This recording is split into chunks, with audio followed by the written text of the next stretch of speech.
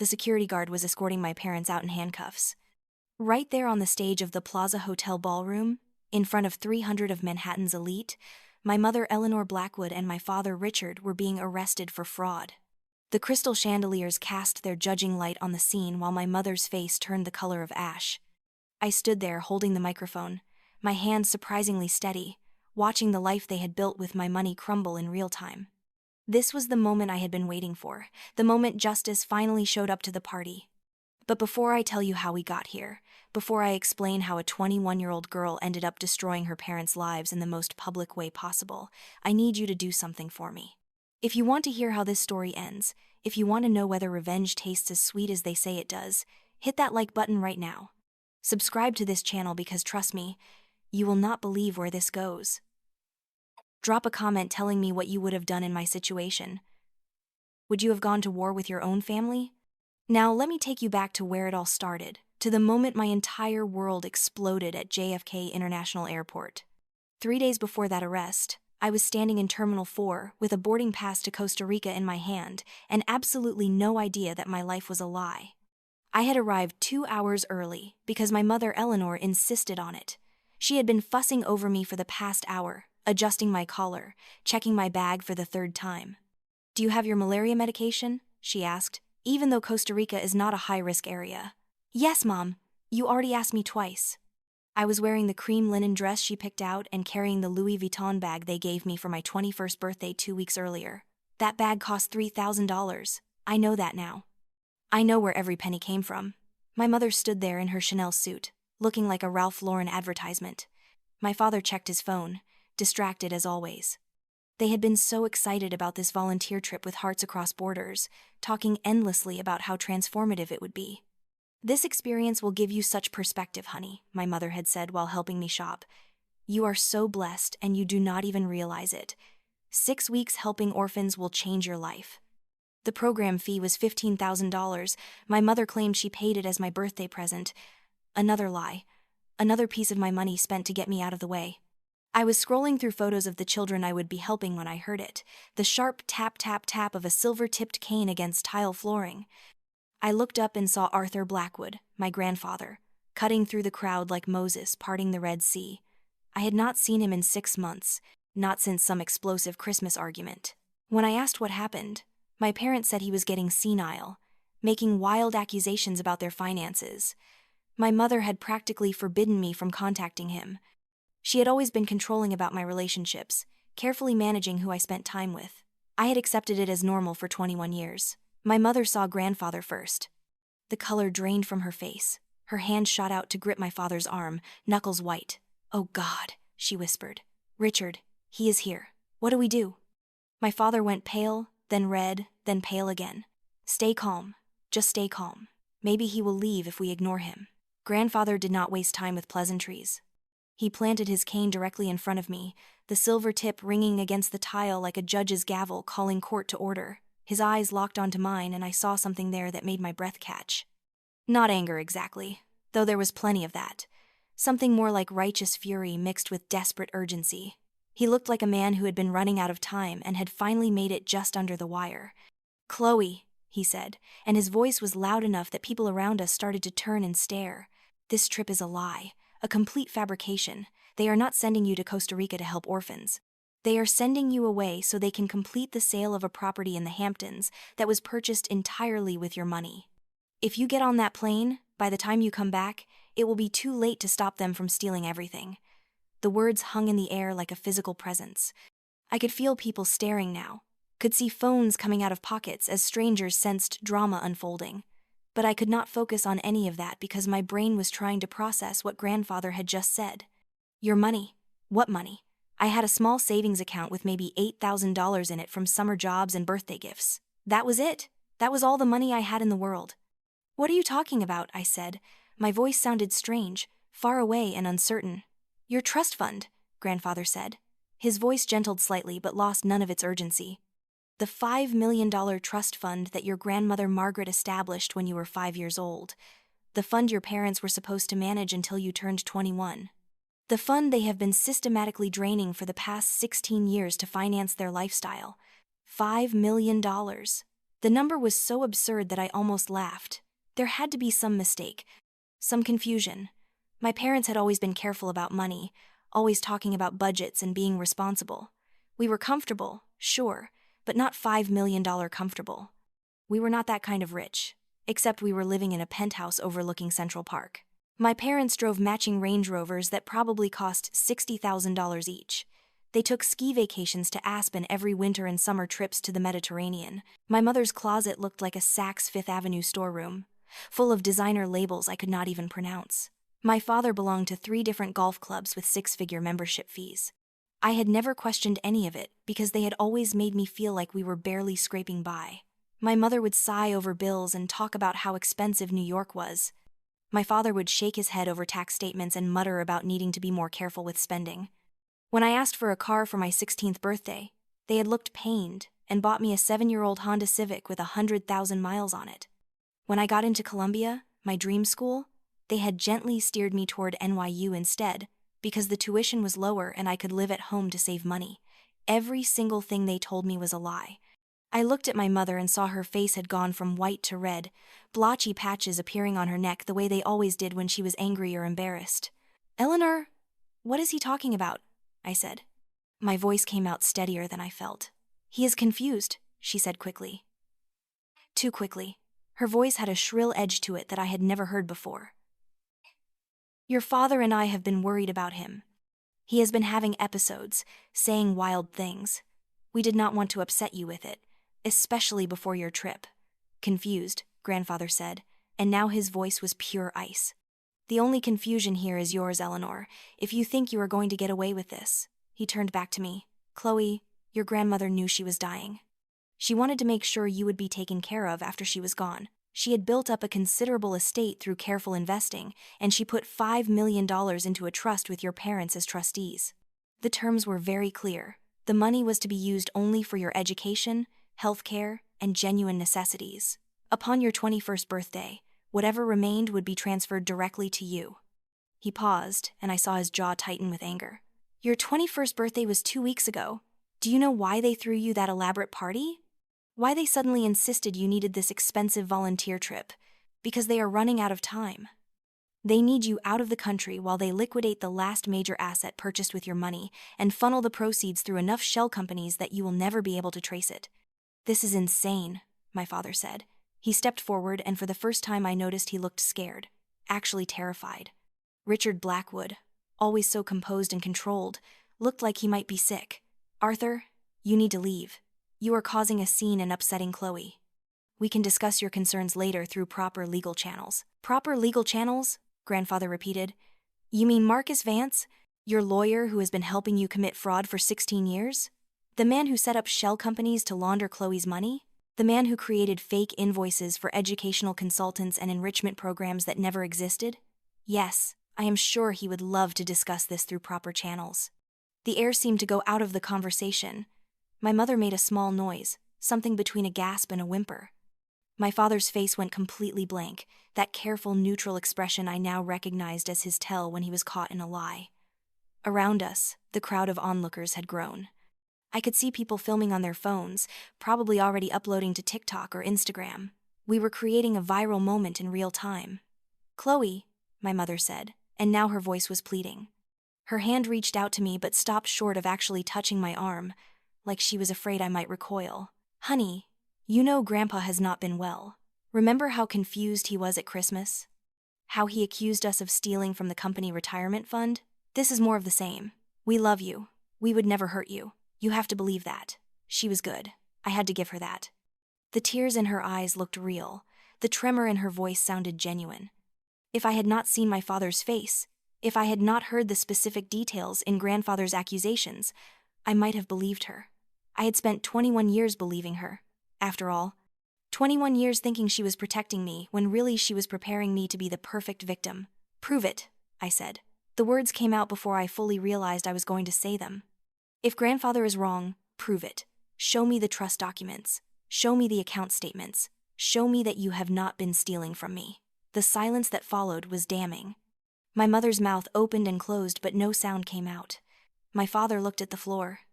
Neither of them moved to pull out their phones, to call their lawyer, to produce any kind of documentation that would prove grandfather wrong. They just stood there, frozen, and their silence was the loudest confession I had ever heard. My hands were shaking as I reached into my bag and pulled out my passport and boarding pass. My mother saw what I was doing and suddenly came back to life. "No," she said, her voice rising to a near shriek. "No, Chloe, you are getting on that plane. We paid $15,000 for this program. You made a commitment to those children." She lunged forward and snatched my passport right out of my hand before I could react. The boarding pass fluttered to the floor and she stepped on it deliberately, crushing it under her Louboutin heel. "You are going," she said, and for the first time I saw the real Eleanor Blackwood behind the mask. Her eyes were hard and cold and absolutely furious. "I am still your mother and you will do as I say." Something inside me snapped in that moment. Maybe it was seeing her true face after 21 years of carefully constructed lies. Maybe it was the realization that she did not care about me at all, that I was just a resource to be managed and controlled. Maybe it was simply that I had nothing left to lose. I reached out and grabbed my passport back from her with a strength I did not know I had, yanking it so hard that she stumbled forward a step. "No," I said, and my voice came out clear and steady and absolutely certain. "I am not going anywhere with you. I am staying right here, and you are going to tell me the truth about my trust fund. Right now." In front of all these people. The crowd around us had grown to maybe 30 or 40 people, all watching with that horrified fascination people have for public meltdowns. I could see a uniformed TSA agent pushing through the crowd, probably responding to reports of a disturbance. My mother saw him too, and I watched her try to pull herself together, to paste on her society lady smile. But grandfather moved first. He reached into his jacket pocket and pulled out a folded document. "This is a copy of the original trust agreement," he said, holding it up so everyone could see. "Margaret Blackwood, trustee, establishing a fund of $5 million for her granddaughter Chloe Margaret Blackwood. Eleanor and Richard Blackwood are named as co-trustees with explicit instructions that the money is to be used only for Chloe's benefit and is to be transferred to her in full upon her 21st birthday." He turned to address the growing crowd, and I realized he was doing this deliberately, making sure there were witnesses, making sure my parents could not sweep this under the rug later. I have bank records showing that over the past 16 years, approximately $2.8 million has been withdrawn from this trust fund. The withdrawals were used to purchase a penthouse apartment, 2 luxury vehicles, jewelry, designer clothing, and fund multiple international vacations. None of these expenses were for Chloe's benefit. All of them were fraud. The TSA agent had reached us now, a middle-aged woman with tired eyes and the air of someone who had seen everything. "What seems to be the problem here?" she asked. "The problem," grandfather said, handing her the document, "is that these 2 individuals are attempting to send their daughter out of the country so they can complete an act of financial fraud. I am asking you to please not allow her to board that flight until this matter can be investigated." The agent skimmed the document, her expression carefully neutral. "Sir, I cannot stop someone from flying based on a civil dispute. If you believe a crime has been committed, you need to contact the police." "Already done," grandfather said calmly. "I filed a report with the NYPD Fraud Division yesterday. Detective Sarah Chen should be on her way here now." I called her from the car and informed her of the situation. My mother made a sound like a wounded animal. "You called the police on us? On your own daughter? What kind of father does that?" "The kind who loves his granddaughter more than he fears losing his daughter," grandfather said quietly. "The kind who watched his wife's final wishes be twisted into an excuse for theft. The kind who will not stand by and watch a child be robbed of her future." I realized I was crying. Tears were streaming down my face, but I was not making any sound, just standing there with my passport clutched in my hand while my entire understanding of reality crumbled around me. Every memory I had was now suspect. Every act of parental love might have been manipulation. Every sacrifice they claimed to have made for me might have been a lie to cover up the fact that they were living off my money the whole time. My father finally spoke, and his voice was so quiet I almost did not hear him over the airport noise. "I am sorry, Chloe." His eyes were red, and he looked like he had aged 10 years in the past 10 minutes. "I am so sorry. We never meant for it to go this far. It started small, just a little here and there to help with bills, and then it just kept growing and we could not stop." "Richard, shut up," my mother hissed. "Do not say another word." But he kept going, words spilling out like he had been holding them in for years and could not contain them anymore. "Your grandmother set up that trust and we were supposed to be responsible. We were supposed to protect it for you." But the company was struggling and we had debts and your mother wanted to maintain our lifestyle, and it just seemed easier to borrow from the trust temporarily. We were going to pay it back. We were always going to pay it back. With what money? I heard myself say. How were you going to pay back millions of dollars? He did not have an answer for that. None of them did. The TSA agent was speaking into her radio, calling for additional security. People were still filming. Somewhere in the terminal, my phone started buzzing with notifications as someone posted the video, and it started spreading. My life was falling apart in the most public way possible, and there was nothing I could do to stop it. 2 NYPD officers arrived within 10 minutes, followed shortly by a sharp-eyed woman in a gray pantsuit who introduced herself as Detective Chen. She took statements from all of us, examined the documents grandfather had brought, and made phone calls to what I assumed were prosecutors or other investigators. My parents stood together, not touching, looking like strangers who happened to be wearing expensive clothes. My mother had stopped crying. Her face was blank now, a mask of careful nothing. "Miss Blackwood," Detective Chen said to me, "I need you to understand that this is going to be a complex investigation. Financial fraud cases take time. We are going to need to subpoena bank records, interview witnesses, trace transactions. It could take months." "I do not have months," I said. "I turned 21 in." I stopped, realizing I had already turned 21. "I am 21. That money should already be mine." "Not if it has been embezzled," she said gently. "If funds were taken through fraud, we have to trace where they went and attempt recovery. That is a legal process that cannot be rushed." Grandfather put his hand on my shoulder. "That is why I have already retained legal counsel for you. Leo Martinez is one of the best young fraud attorneys in New York. He has agreed to represent you in civil court while Detective Chen handles the criminal investigation." The mention of lawyers seemed to wake my mother up. She turned to the detective with something like her old composure. "If you are going to arrest us, do it now. Otherwise, we are leaving. We have rights." "You are free to go," Detective Chen said. "But I would strongly advise you not to leave the city and to make yourselves available for questioning. I will be in touch very soon." My parents left without looking at me. My mother walked out with her head high, her Chanel suit unwrinkled despite everything. My father followed a step behind, his shoulders slumped. I watched them disappear into the crowd and felt absolutely nothing. No anger, no sadness, just a vast emptiness where 21 years of family history used to be. Grandfather touched my arm. "Come with me," he said. "We have a lot of work to do." I followed him out of the terminal, leaving my boarding pass crumpled on the floor behind me. The Costa Rica trip that was never really about helping orphans. The volunteer experience that was just an excuse to get me out of the country. All of it was a lie, and I had almost fallen for it. Would have fallen for it if grandfather had not shown up when he did. How close had I come to losing everything? We drove to grandfather's brownstone in Brooklyn, the house where my grandmother had lived until her death 16 years ago. I had not been here in years. My mother had always made excuses when grandfather invited me over, saying he lived too far away, or that I was too busy with school, or that he needed his privacy at his age. More isolation, more control, more lies to keep me from learning the truth. The house smelled like old books and furniture polish, exactly the way I remembered from childhood visits. Grandfather led me to his study, a room lined floor to ceiling with dark wood bookshelves and dominated by a huge mahogany desk that had belonged to his father. He pulled out a leather chair for me and then unlocked a filing cabinet, extracting a folder that looked like it was several inches thick. "This is everything I have been able to gather so far," he said, setting it in front of me. "Bank statements, property records, purchase receipts, travel documentation. I have been investigating for the past 6 months, ever since I discovered what they were doing." "How did you find out?" I asked. "Your grandmother made me co-executor of her will along with your father," grandfather said. His voice was heavy with old grief. "She thought it would help keep things honest, having 2 sets of eyes on the estate. What she did not anticipate was that Richard would forge my signature on documents to remove me from oversight of the trust. I did not even know I had been removed until I tried to access the trust statements last year and found out I no longer had authorization." He paused, his hands tightening on the desk edge. "I demanded answers, and that led to the fight at Christmas. Your father claimed it was all a misunderstanding, that I had willingly stepped down as co-trustee and just forgot because of my age. Your mother said I was having memory problems and should not be upset by financial matters. They tried to gaslight me, Chloe. They tried to make me think I was losing my mind. But you did not believe them," I said. "I am 78, not senile." I went to my lawyer and we started digging.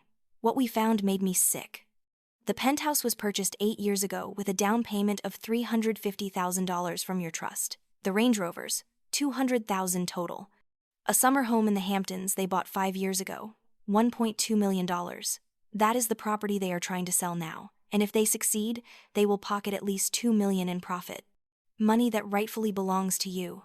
I opened the folder with shaking hands and started going through the documents. Each one was like a knife in my chest. Here was a receipt for a $70,000 trip to Italy when I was 10. I had been sent to sleepaway camp that summer while they toured Tuscany. Here was a purchase order for $50,000 worth of jewelry from Tiffany's, dated on my 18th birthday. My mother had been wearing some of those pieces at my birthday party while giving a toast about how much she loved me and how proud she was of the young woman I had become. Every page was another betrayal. Every document was proof that for 16 years, my parents had been systematically stealing my future while pretending to be struggling middle-class professionals, making sacrifices for their child. The scope of it was breathtaking. The deliberation was devastating. This was not an accidental misuse of funds or a few bad decisions. This was calculated, ongoing theft executed with planning and care. "I do not understand," I said finally. "Why did they need my money? What happened to their own income?" "Your father owns a small consulting firm that does contract work for tech companies," grandfather said. "It is moderately successful, but not enough to fund their lifestyle. Your mother has never worked. She spends her time volunteering for charity boards, which sounds noble until you realize that the charity balls and fundraising galas are really just social networking events for wealthy people. Their combined legitimate income is maybe $200,000 a year. Their spending for the past 16 years has averaged about $400,000 annually. Your trust fund made up the difference, $400,000 a year. I tried to imagine spending that much money and could not. I had been living on ramen noodles and grocery store sushi, thinking I was learning to be frugal and responsible. I had been taking the subway to save money on Uber. I had been buying my clothes at H&M and Forever 21 because designer brands were too expensive. And all the while, my parents had been living in a penthouse and vacationing in Europe on my dime. There was a knock on the study door and a man walked in who I assumed was Leo Martinez. He was younger than I expected, maybe 30, with dark hair styled professionally and warm brown eyes that crinkled at the corners when he smiled. He wore a charcoal suit that fit him perfectly and carried a leather briefcase that looked expensive but not ostentatious. Everything about him said competent professional, someone who knew what he was doing and did it well. "Miss Blackwood," he said, extending his hand. "Leo Martinez. I am very sorry we have to meet under these circumstances." His handshake was firm and his palm was slightly rough, like he did something with his hands besides push paper. I found that oddly reassuring. "Call me Chloe," I said. "Miss Blackwood makes me feel like I am in trouble with a teacher." He smiled at that and sat down across from me, pulling out his own folder that looked even thicker than grandfather's. "Your grandfather has briefed me on the situation and I have been reviewing the documents he gathered. I am going to be honest with you, Chloe. This case is going to be difficult. Your parents have had 16 years to construct a paper trail that makes their spending look legitimate. They have receipts, they have invoices, they have documentation for everything. On the surface, it all looks legal, so there is nothing we can do," I said. I felt something inside me crumble. I did not say that. He leaned forward, his eyes intense. "What we need is evidence of intent. We need to prove they knew they were committing fraud, that this was not just poor judgment or mismanagement. That is the difference between a civil case we might win and a criminal case that puts them in prison." "How do we prove intent?" I asked. "We dig deeper. We look for the cracks in their story. We find witnesses who might have known what was really going on. We trace every dollar and see where the money actually went versus where they claimed it went." He paused. "And we hope they make a mistake. People committing fraud almost always do eventually. They get overconfident. They get sloppy. We just have to be patient and thorough." "I do not feel very patient," I said. "I understand. But trust me, if we rush this, they will get away with it. Their lawyer Marcus Vance is very good at what he does, which is helping wealthy people skirt the edges of legal behavior. We have to build an airtight case." The next 2 weeks were a crash course in how complicated financial fraud investigations really are. Leo put together a team that included a forensic accountant named Patricia, who seemed to speak only in spreadsheet terms, a private investigator named James, who had a disturbing talent for finding information people wanted hidden, and a paralegal named Sophie, who kept everything organized and moving forward. They set up a war room in Leo's office, filling one entire wall with a timeline of transactions from my trust fund. Every withdrawal was color-coded by type: red for property purchases, blue for vehicles, green for travel, yellow for personal expenses. The wall was mostly red, blue, and green, which meant the big-ticket items had eaten up most of my inheritance. There was surprisingly little yellow, which Patricia explained meant my parents had been smart enough to avoid obvious personal spending that could not be justified as somehow being for my benefit. "Look at this," she said, pointing to a cluster of transactions from when I was 12. 3 cash withdrawals totaling $50,000 over 6 months, all labeled as payments to private tutors for supplemental education. "Did you have private tutors when you were 12? "No," I said. "I went to public school and did fine. I remember asking about private tutors once, and my mom said we could not afford them." Patricia made a note. "So, $50,000 in phantom tutoring expenses. That is a pattern." She pointed to another section. "Here, when you were 15. $80,000 in medical expenses for orthodontic treatment and vision therapy. Did you have braces?" "No. I had a retainer for maybe 6 months, but that was it. And vision therapy? I have 20/20 vision. Always have. The lies just kept piling up." Every expense they had carefully documented and filed with the trust was either partially or completely fabricated. The educational consultant who allegedly helped me apply to colleges and cost $30,000 never existed. The therapeutic riding program that supposedly helped with my anxiety? I had been on a horse exactly once in my life, at a friend's birthday party. The college prep courses that cost $75,000 over 3 years? I had used free Khan Academy videos to study for the SAT. It was masterful in its way, the sheer scope and detail of the fraud. They had created an entire parallel reality on paper where I was this troubled, high-maintenance child who needed constant intervention and expensive services. Meanwhile, in actual reality, I had been a pretty normal kid who did well in school, had a few close friends, and spent most of my free time reading or watching Netflix. James, the private investigator, started interviewing people who had known my family during the time period when the major expenditures occurred. He talked to neighbors in our old apartment building, teachers from my school, parents of my childhood friends.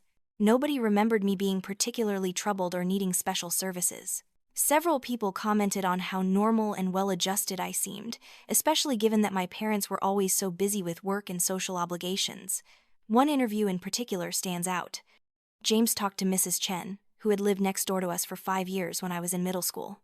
She remembered my parents going away frequently, leaving me alone in the apartment even though I was only 12 or 13.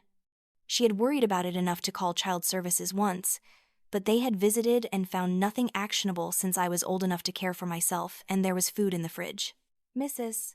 Chen also remembered that my mother had showed her some of her new jewelry acquisitions, expensive pieces from Tiffany and Cartier. I asked how she could afford such beautiful things, Mrs. Chen told James, and Eleanor laughed and said it was amazing what you could do with good financial planning and a robust college fund that did not need to be tapped yet. She made it sound like she was being so responsible, saving money by leaving Chloe alone and spending the college fund on herself instead.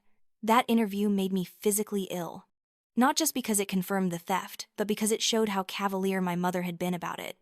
She had been proud of her scheme, showing off her ill-gotten gains to the neighbors while I sat alone in an apartment eating cereal for dinner because I did not know how to cook and they had not bothered to teach me. Leo filed the civil lawsuit 3 weeks after the airport incident. The complaint was 60 pages long and detailed every transaction we could document, every lie we could prove, every dollar we could trace. We sued for return of all misappropriated funds plus interest, punitive damages for fraud, and a court order removing my parents as trustees and transferring the remaining trust assets directly to me. My parents responded with a lawsuit of their own. They claimed I was mentally unstable, that I was being manipulated by grandfather who wanted to get control of the trust for himself, and that they had spent trust money only with my full knowledge and consent to provide me with advantages other children did not have. They filed a motion requesting that I undergo a psychiatric evaluation to determine if I was competent to manage the trust funds. That motion made Leo angrier than I had ever seen him. "This is a classic abuse tactic," he said, pacing his office while waving the motion papers in the air. "When abusers get caught, they try to make the victim seem crazy. They weaponize mental health stigma to discredit the person they hurt. It is disgusting and it is not going to work. We fought the psychiatric evaluation motion and won, mostly because my parents could not provide any evidence that I had ever been diagnosed with any mental health condition or had any history of instability. The judge seemed irritated that they had even tried, but they were not done fighting dirty. Within days of losing that motion, they cut off every financial resource I had that was tied to them. My credit cards, which had been on their accounts, were canceled. They locked me out of the joint checking account we had maintained for years. They canceled my cell phone line, my health insurance, my car insurance. Overnight, I went from being a college student with access to middle-class resources to being effectively broke and cut off from everything. It was terrifying and humiliating. I had to move out of my studio apartment because I could not afford the rent. I moved in with grandfather, which was fine, but the loss of independence was crushing. I had to get a job waiting tables at a restaurant in Brooklyn to pay for basics like food and subway fare. I had to use the student health center at NYU because I did not have insurance. My phone was now a prepaid burner that could barely run apps. And through it all, my parents maintained their social media presence showing their perfect life. My mother posted photos from charity luncheons and museum galas, always looking polished and put together. My father shared articles about business leadership and entrepreneurship, positioning himself as a successful consultant. Neither of them ever mentioned me. It was like I had been erased from their lives entirely. The isolation campaign extended beyond finances. My mother reached out to every one of my friends, telling them her version of events. Poor Chloe had fallen under the influence of her senile grandfather and was making wild accusations because of her own mental health struggles. Most of my friends did not believe her, but enough did that my social circle shrank considerably. People I had known for years suddenly could not meet up with me, could not return my calls, were always too busy to talk. Madison was the worst. My best friend since 9th grade, the person I had shared everything with, the one I thought would stand by me no matter what. I tried calling her a dozen times in the first week after the airport incident, and she never answered. Finally, I went to her apartment unannounced and rang the bell until she had to let me in. She looked uncomfortable the moment she opened the door, not meeting my eyes. "Hey, Chloe," she said. "I have been really busy with work. Now is not a great time. I just need 5 minutes," I said. "I just need to know you believe me, that you are on my side." She hesitated, and in that hesitation, I knew something was wrong. "Come in," she said finally. Her apartment looked different. New furniture, expensive pieces from West Elm and CB2, a Tiffany lamp on the side table that cost at least $2,000, a MacBook Pro on the coffee table, top-of-the-line model. Madison worked retail at a boutique in Soho. She made maybe $30,000 a year. She should not have been able to afford any of this. "Nice place," I said casually. "Did you get a raise?" "Something like that," she said, not meeting my eyes. I walked slowly around the living room, looking at all the new acquisitions. A designer handbag on the hook by the door, Louboutin shoes by the couch, the red soles unmistakable. A cashmere throw over the armchair that probably cost $500. The list went on and on, every item screaming money that Madison should not have. Then I saw it. On the kitchen counter, partially hidden behind a stack of mail. A thank you card with my mother's distinctive handwriting on the envelope. I picked it up before Madison could stop me and opened it. "Dearest Madison," my mother's flowing script read. "Thank you so much for being such a good friend to Chloe during this difficult time. Your loyalty and discretion mean the world to us. Please consider this a small token of our appreciation for your understanding and support. The enclosed gift card is for Bergdorf Goodman. Treat yourself to something lovely. With gratitude, Eleanor." I looked up at Madison and saw her face had gone white. "How much?" I asked quietly. "How much did she pay you?" "Chloe, I can explain." She reached for me, but I stepped back. "How much?" I asked again. "I do not know what you are talking about." She was still trying to bluff, still trying to lie to my face. I held up the card. "How much did my mother pay you to spy on me?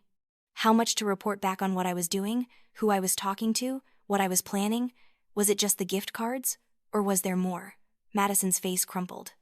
She started crying, big theatrical sobs that I had seen her use before when she wanted sympathy. "I did not mean for it to go this far. Your mom reached out to me after you started college. She said she was worried about you, that you were going through a hard time and she wanted to make sure you were okay. She asked me to keep an eye on you and let her know if you seemed depressed or if you were making bad choices. So you were spying on me," I said flatly. "Not spying. Just being a good friend and keeping your mom informed. And yes, she sent me some thank you gifts occasionally. But I never thought it was a big deal. I never thought she was doing anything wrong. The gifts? Madison. How much were they worth? She would not meet my eyes. I do not know. Maybe 20 or 30,000 over the years? She paid for my trip to Paris last summer. And she bought me the car. But Chloe, I swear, I thought she was just a generous person who appreciated me being there for you. $20,000 or $30,000 of my money given to my best friend to betray me. I felt like I could not breathe. Did you know about the trust fund? Her silence was the answer. You knew, I said. You knew they were stealing from me and you never said anything. Your mother told me about it, but she said it was complicated, that you would not understand the full picture. She said your grandfather was trying to take the money for himself and she was trying to protect you. I believed her, Chloe. I really did. Get out, Madison said. This is my apartment. Her voice rose defensively. Then I will leave. But Madison, I need to hear you say it. I need you to admit that you sold me out for a car and some designer clothes. She stared at me, tears still streaming down her face. I am sorry, she whispered. I am so sorry. But your mom was always so nice to me and she made it sound like she was trying to help you and the money was not a big deal because there was plenty for everyone. There it was, the truth laid bare. Madison had known what was happening and had chosen my mother's money over our friendship. She had taken the bribes and filed the reports and never once thought about how this might hurt me. She had been complicit in my isolation, feeding information to my mother that helped her control every aspect of my life. I walked out of that apartment and did not look back. Madison called after me, but I just kept going. That betrayal hurt in a different way than my parents' lies. I had expected my parents to love me unconditionally, and they had failed that test. But Madison had been my choice. I had chosen to trust her, to confide in her, to build a friendship with her, and she had sold that friendship for the price of a used car. I told Leo about Madison the next day, and he immediately added her to our witness list. If she took money from your parents in exchange for information about you, that helps prove their consciousness of guilt. They knew what they were doing was wrong, or they would not have felt the need to monitor you so closely. James, the investigator, was able to get access to Madison's bank records through a subpoena. The deposits matched up perfectly with times when I had been asking questions about family finances or expressing interest in my trust fund. Every time I got close to the truth, Madison reported back and my mother sent a gift. It was Pavlovian conditioning, rewarding my friend for keeping me in the dark. We found other people my parents had paid off too. My college guidance counselor, who I had thought genuinely cared about my future, had received consulting fees from a shell company controlled by my father. Her job had been to steer me away from expensive private schools and toward more affordable options, preserving more of my trust fund for my parents to spend. The volunteer coordinator at Hearts Across Borders had received a substantial donation from my mother just weeks before the Costa Rica trip was arranged. Even our old family doctor, who I had seen for years, had received gifts and payments for maintaining in my medical records that I needed expensive therapies and treatments that I never actually received. The conspiracy was broader and deeper than I could have imagined. My parents had not just stolen my money. They had built an entire network of accomplices who helped them maintain the lie, who helped keep me compliant and unaware, who benefited financially from my victimization. Patricia, the forensic accountant, uncovered the connection to Marcus Vance, my parents' lawyer. Every major fraudulent expense had been routed through one of his shell companies. He had created fake invoices, established front businesses, and maintained a paper trail that made the theft look legitimate. For this service, he had taken a percentage of every transaction, enriching himself while helping my parents rob me. This is actually good for us, Leo said when Patricia presented her findings. It means we are not just dealing with bad parenting or poor financial judgment. This is organized fraud involving multiple co-conspirators. That elevates it to a criminal conspiracy. Will they go to prison? I asked. If we can prove everything we think we can prove? Yes. He looked at me seriously. But I need you to understand what that means. If your parents are convicted of criminal fraud, they will likely face significant prison time. 5 years, maybe 10. Their assets will be seized. Their reputations will be destroyed. There is no coming back from this. Are you prepared for that? I thought about it. Really thought about it. These were my parents.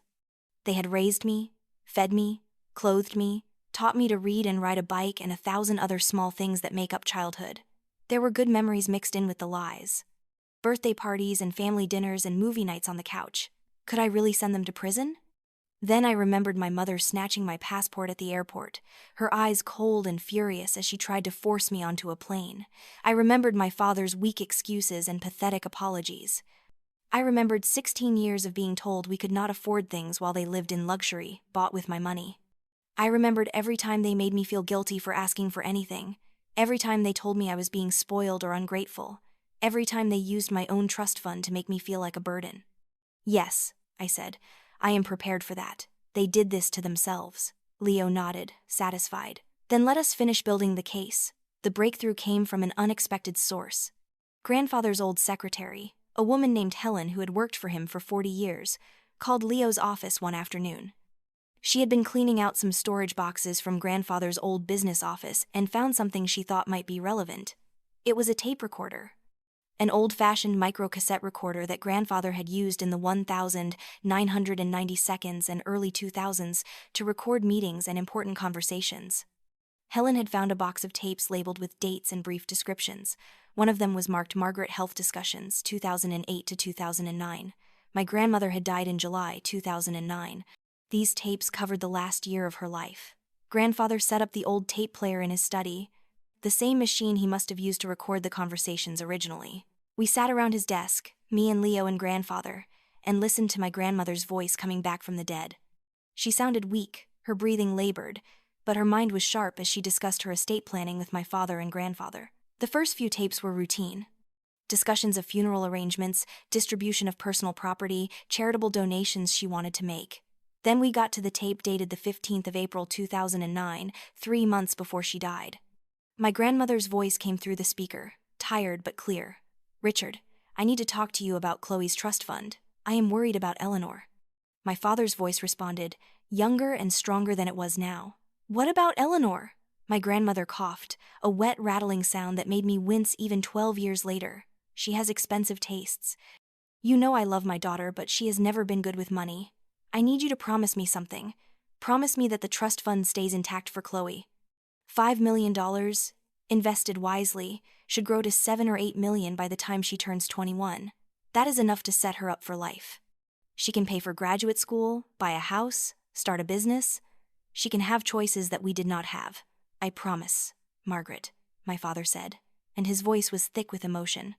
I swear we will use the trust only for Chloe's genuine needs. We will preserve as much as we can for her future. You have to be strong, Richard. Eleanor will push you. She always does. She will have ideas about renovating a bigger apartment, or buying a summer house, or taking expensive trips, and she will make it sound reasonable. She will say you work hard and you deserve nice things. She will say Chloe benefits from having successful, happy parents. She will find ways to justify it, but you cannot let her. This money is for Chloe. It is sacred. I understand. I won't let you down. Promise me on something that matters to you. Promise me on Chloe's life. Swear to me that you will protect this money for her. There was a long pause, and then my father's voice came through quiet and solemn. I promise on Chloe's life. I swear I will protect this trust fund and use it only for her benefit. This money is sacred, and I will treat it that way. The tape ended. We sat in silence for a long moment. That is it, Leo said finally. That is consciousness of guilt. That is premeditation. He made a solemn oath to a dying woman and then broke it deliberately and repeatedly. This proves everything. There were more tapes. In one, recorded just weeks before my grandmother died, she asked my father how much of the trust fund had been spent on my education so far. He told her approximately $50,000 for private tutoring and enrichment programs. We could prove that was a lie. I had received no private tutoring or special programs at that point. The $50,000 had gone to a down payment on a luxury car. Another tape from May 2009 captured a conversation where my grandmother specifically asked my father to keep detailed records of every expense paid from the trust and to provide her with quarterly statements. We could prove he never did that. Instead, he had routed expenses through Marcus Vance's shell companies to obscure the paper trail. The tapes were devastating evidence. They showed my father making promises he had no intention of keeping, lying to a dying woman's face about how he was managing her granddaughter's inheritance. They showed that from the very beginning, he had been planning to misuse the trust funds. This was not a situation that started small and got out of hand. This was calculated theft that began before my grandmother was even dead. Leo played the tapes for Detective Chen and the assistant district attorney assigned to the case. Within a week, the DA's office filed criminal charges against both my parents and Marcus Vance. 3 counts of grand larceny, multiple counts of fraud, forgery for the fake documents, and conspiracy. If convicted on all counts, they were each facing up to 25 years in prison. The arrests happened on a Tuesday morning. Detectives showed up at my parents' penthouse at 6 a.m. with a warrant. They were let out in handcuffs in front of their neighbors, my mother crying and my father looking shell-shocked. The media got wind of it within hours, and suddenly our family drama was front-page news. Wealthy couple accused of stealing daughter's $5 million trust fund. It was tabloid gold. My mother's charity foundation immediately suspended her from the board. My father's consulting clients started dropping him. Their friends, the society people they had spent 16 years networking with, all distanced themselves overnight. Nobody wanted to be associated with people accused of stealing from their own child. The social death was swift and absolute. Marcus Vance tried to make a deal, offering to testify against my parents in exchange for a reduced sentence. The DA's office rejected the offer because they did not need his testimony. The evidence was overwhelming without him. He had his lawyer negotiating, and the best they could manage was a recommendation for concurrent rather than consecutive sentences. The criminal trial was scheduled for October, 6 months away. In the meantime, the civil case proceeded. My parents tried to stall, filing motion after motion to delay, but the judge was clearly tired of their tactics. He set a trial date for August and warned their attorney that he would start imposing sanctions if they continued with frivolous filings. Living through those months was surreal. I went to class at NYU, took my exams, wrote my papers, all while sitting through depositions and document reviews and strategy sessions with Leo. I worked my restaurant job 4 nights a week, serving overpriced pasta to Brooklyn hipsters while trying not to think about the fact that my parents had spent more on a single vacation than I would make in a year of waiting tables. Grandfather was my rock through all of it.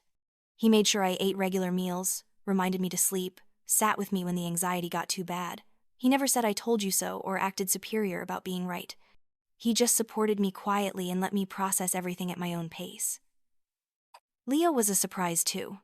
I had expected a lawyer to be all business, professional distance and billable hours. But he treated me like a person, not just a client. He checked in on how I was doing emotionally, not just legally. He explained everything in terms I could understand instead of hiding behind legal jargon.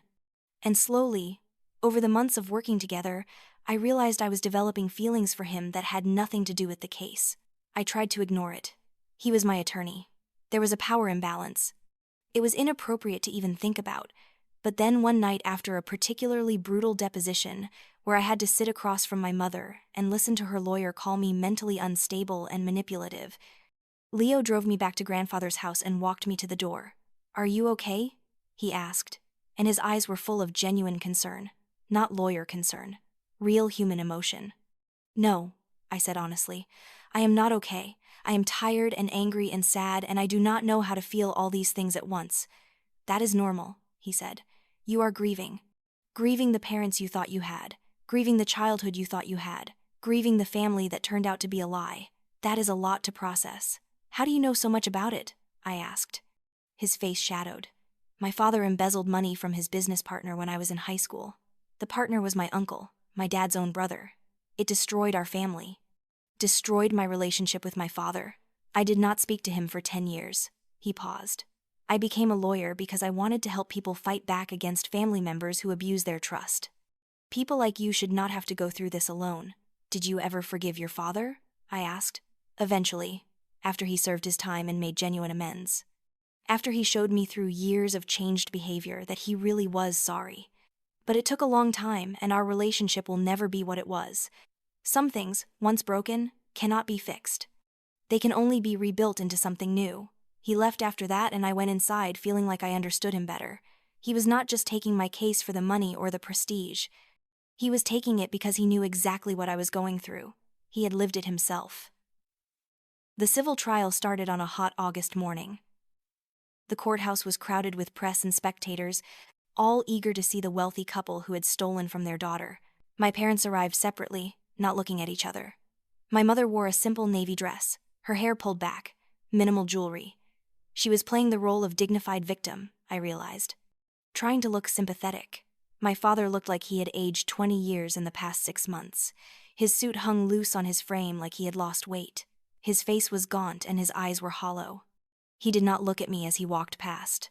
The The trial lasted 3 weeks. Leo methodically presented every piece of evidence we had gathered: the bank statements showing the withdrawals, the property records showing the purchases, the invoices proving the expenses were fake, the testimony of people who knew me as a child and could confirm I never received the expensive services my parents claimed to have provided. Then he played the tapes. The courtroom was absolutely silent as my grandmother's voice filled the space, asking my father to promise he would protect my trust fund.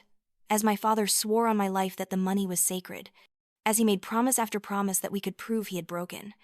My mother's lawyer tried to argue that my father had made those promises in good faith, and circumstances had changed, that they had faced unexpected financial hardships and done what they had to do.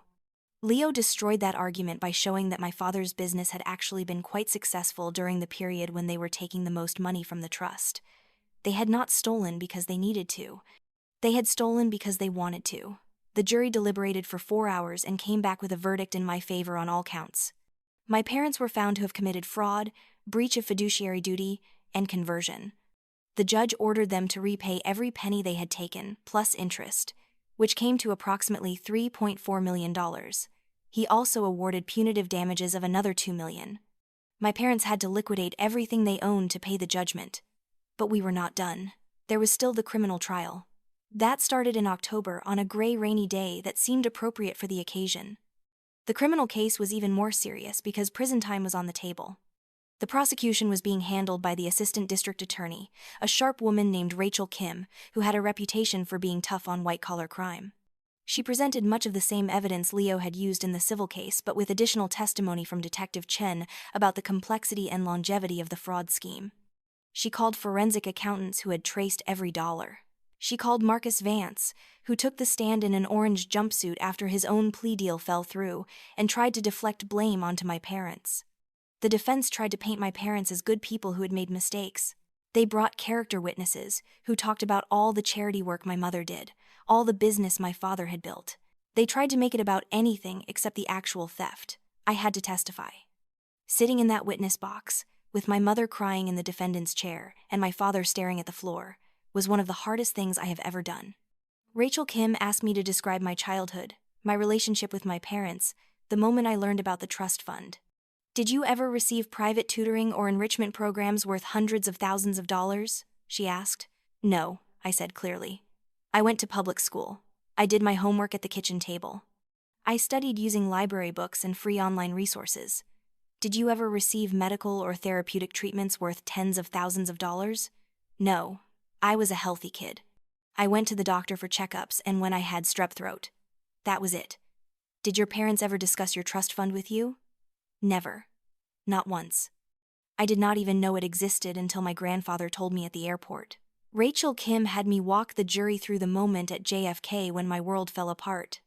I kept my voice steady, but I could not stop a few tears from falling when I described my mother trying to force me onto the plane, my father's pathetic excuses, the way they had looked at me like I was a problem to be solved instead of their daughter. The defense attorney cross-examined me, trying to suggest I was exaggerating, that I had known about the trust fund and approved the spending, that I was now having regrets and trying to blame my parents. But I had 16 years of silence as my evidence, 16 years of being kept in the dark. There was no paper trail of me approving anything because I had never been asked. The closing arguments were powerful. Rachel Kim stood before the jury and said that this was a case about betrayal in its purest form. Parents entrusted with their child's future who chose their own comfort instead. A systematic theft that lasted 16 years and involved multiple co-conspirators. A crime made worse by the fact that the victims were family. The jury deliberated for 2 days. When they came back with a verdict, my hands were shaking so hard that grandfather had to hold them. Leo sat on my other side, his presence steady and reassuring. Guilty on all counts. My mother sobbed openly. My father just sat there, looking broken. The judge scheduled sentencing for 3 weeks later and remanded them to custody immediately.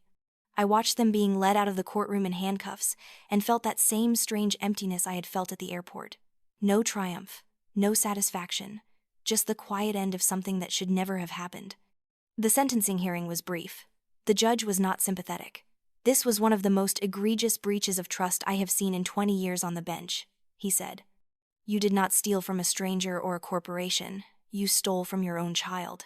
You violated every principle of parental responsibility and human decency. The law requires that I consider factors like remorse and likelihood of rehabilitation, but I see no evidence of either here. He sentenced my mother to 15 years in prison. My father got 12 years, slightly less because he showed marginally more remorse and had made the initial promises to my grandmother, which the judge interpreted as indicating he had at least once had good intentions. Marcus Vance got 7 years for his role in the conspiracy. I attended the sentencing, but I did not make a victim impact statement. I had nothing to say to them. The time for words was long past.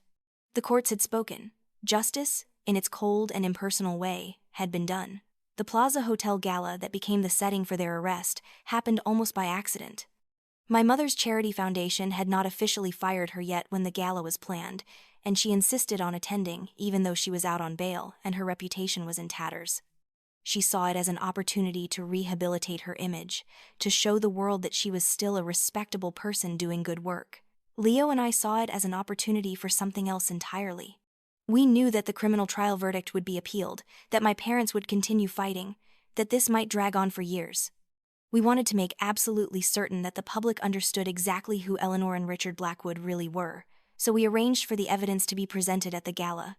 Leo contacted the hotel's AV team and explained the situation. He showed them the court documents, the evidence of fraud. They agreed to help, partly because it was the right thing to do, and partly because one of the AV technicians had a cousin who had been financially abused by her own family. He understood what we were trying to accomplish. The rest you already know. The moment on stage. The screen filling with evidence. My grandmother's voice asking my father to promise. The police arriving to make the arrest.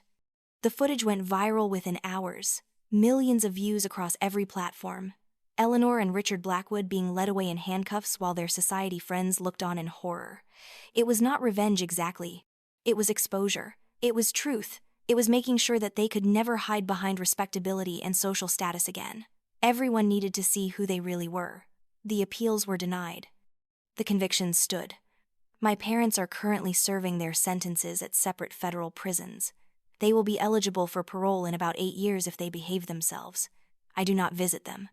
I have nothing to say. I got my trust fund back, or what was left of it after legal fees and the costs of unwinding all the fraudulent transactions. It came to about $4.2 million, which was less than I should have had, but more than enough to change my life. I invested most of it conservatively under grandfather's guidance. Some of it went to finishing my degree at NYU. Some went to a therapist who specializes in family trauma and financial abuse. And some of it went to buying the property that became the Blackwood Thompson house. I did not buy my parents' penthouse. That felt too personal, too much like I was trying to inhabit their life. Instead, I found the estate in Westchester, a sprawling property with good bones and a painful history. It had belonged to a tech entrepreneur who had lost everything in a fraud scandal of his own. There was a certain poetry in that, in taking something tainted by one person's greed and transforming it into something that fought against greed. The Blackwood Thompson house officially opened 6 months ago. We have space for 15 residents at a time, young adults ages 18 to 25, who have been financially abused by family members. We provide housing, therapy, legal assistance, financial literacy training, and educational scholarships. Every resident has their own story of betrayal and theft, of parents or guardians who stole their futures. We help them rebuild. Leo is on the board of directors now, donating his legal expertise to help residents fight back against their abusers. Grandfather serves as our financial advisor, teaching young people how to manage money and build wealth. I run the day-to-day operations, meeting with residents, reviewing applications, coordinating services. It is hard work, but it feels right in a way nothing else in my life ever has. Leo and I started dating officially 3 months after the criminal trial ended. We took it slow, making sure our relationship was about us as people, and not just our shared trauma and legal victory. He is patient and kind, and he understands what it feels like to have your family betray you. We are building something new together, something honest and real. Last month marked 1 year since that scene at the Plaza Hotel. Someone had recorded the whole thing and it went viral, millions of views across every social media platform. I became a minor celebrity, the girl who destroyed her parents at a charity gala. People wanted interviews, podcast appearances, book deals.